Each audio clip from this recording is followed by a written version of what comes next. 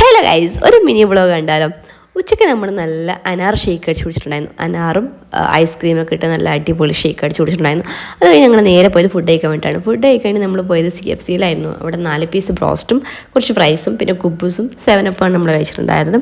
ഇതൊക്കെ കഴിഞ്ഞ് നമ്മൾ നേരെ പോയത് അമ്പലത്തിൽ ഉത്സവം കാണാനാണ്. നമ്മൾ പോകുന്ന വഴി തന്നെ ഒരുപാട് വെടി പൊട്ടുന്നുണ്ടായിരുന്നു. അതായത് വരവ് വരുന്നതിൻ്റെ ഭാഗമായിട്ട് വെടി പൊട്ടുന്നുണ്ടായിരുന്നു. അപ്പോൾ നമ്മൾ നേരെ അമ്പലത്തിലേക്ക് ചെന്നു.